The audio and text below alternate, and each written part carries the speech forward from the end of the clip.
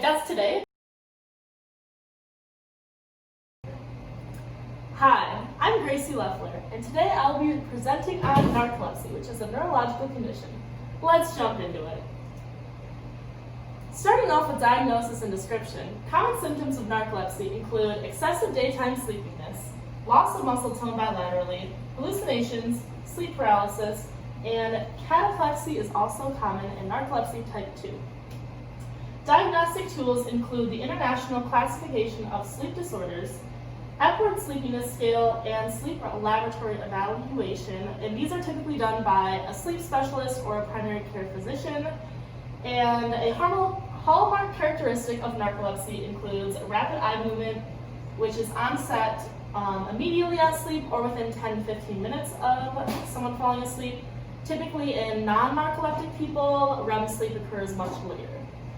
Moving on to pathophysiology. As you can see here, narcolepsy is an autoimmune disorder which destroys certain cells in the hypothalamus. So narcolepsy includes the killing of hypothalamic neurons that produce the neuron orexin. And what orexin is responsible for is promoting wakefulness and inhibiting REM sleep.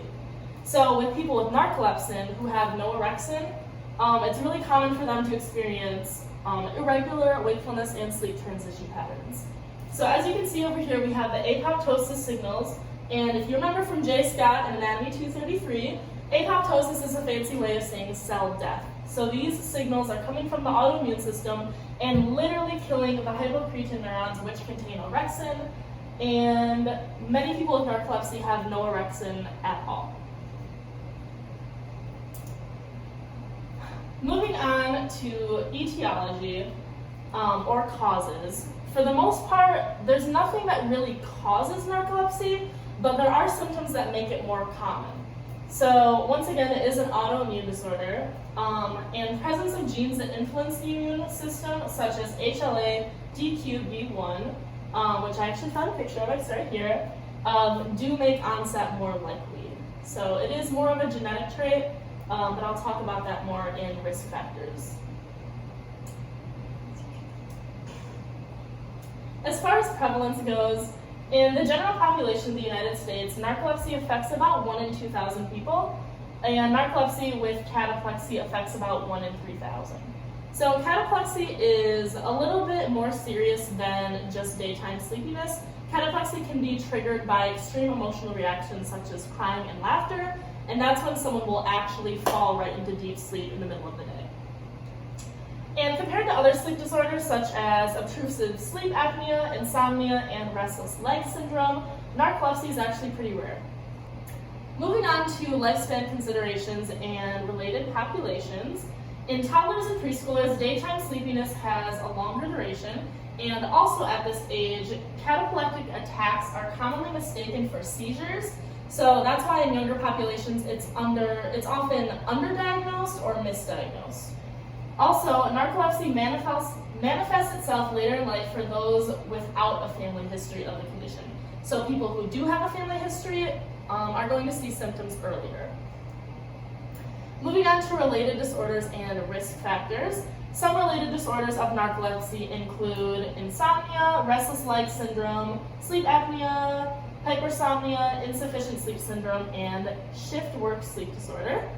Atonia or muscle weakness during cataplectic attacks and sleep paralysis is actually physiologically comparable to atonia that accompanies normal REM sleep.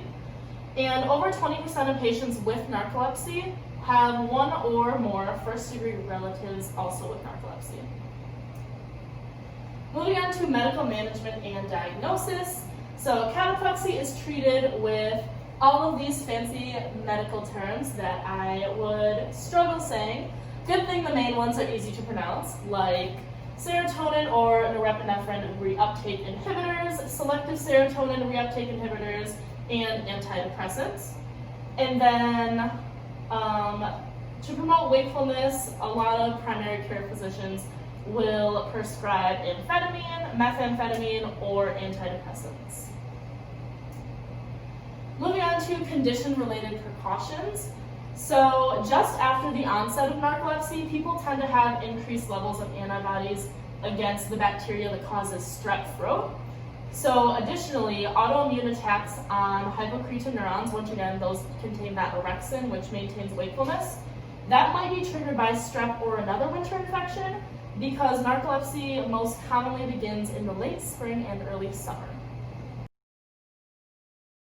Moving on to our active engagement activity, I want you to take the word search that I originally gave you at the beginning of class, and when I say go, flip it over and circle or highlight as many words as you can find.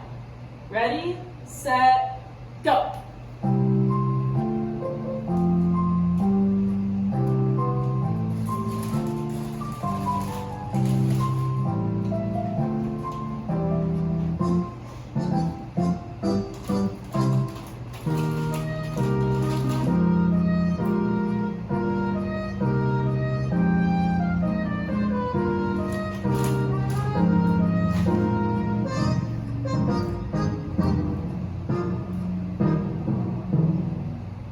Perfect. Now I want you to count how many words you found and write that number somewhere on your paper. We'll come back to this at the end of the activity. This engagement activity is all about relaxation. Don't worry, I'm not going to hypnotize you because if I could hypnotize people, I wouldn't be going into OT school. But I do want you to be in a relaxed or tired state because this is something that narcoleptics experience on a daily basis. So please follow the sound of my voice and follow my instructions. First, close your eyes. Place your feet flat against the floor. Allow your chair to support your middle and lower back. It's okay to sink into your chair, but don't slouch in. Let go of your pencil and lay your hands wherever they are comfortable. This could be in your lap, at your side, or resting on your table. Be mindful of your breathing by taking slow, deep breaths. As you inhale, notice your stomach rising and lung filling with air. As you exhale, imagine the tension being released and flowing out of your body. Allow your attention to focus only on your body. If you notice your mind wandering, bring it back to muscle relaxation. Relax your shoulders by letting them drop. Unclench your jaw.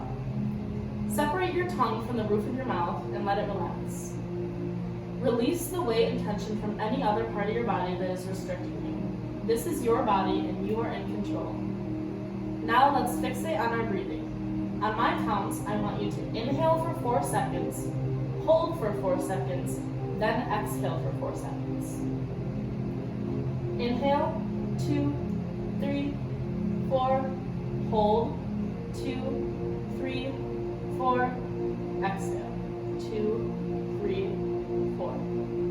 We're going to repeat this. Inhale, 2, 3, 4, hold, 2, 3, 4, exhale, 2, 3, 4. And one more time.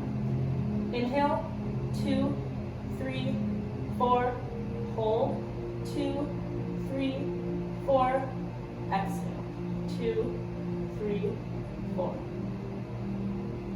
Keeping your eyes closed and still being conscious of your breathing, I want you to follow my instructions.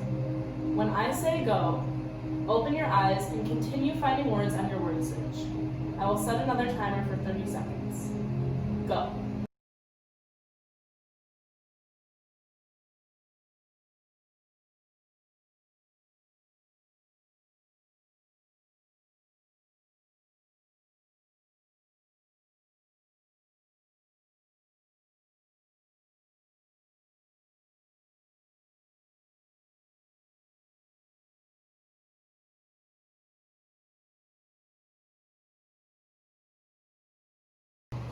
All right, your time is up, so you can shake out your shoulders and return to full wakefulness.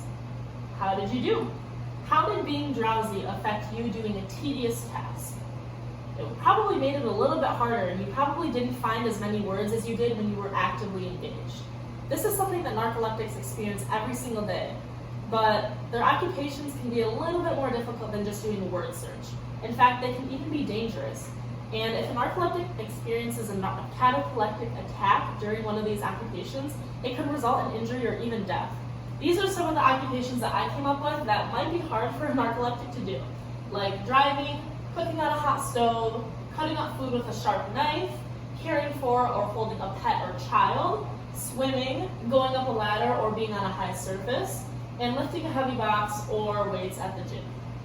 So as you can see, having narcolepsy can be a dangerous disease, which is why it is so crucial that narcolepsy is treated via primary care physicians, sleep specialists, and you guessed it, occupational therapy.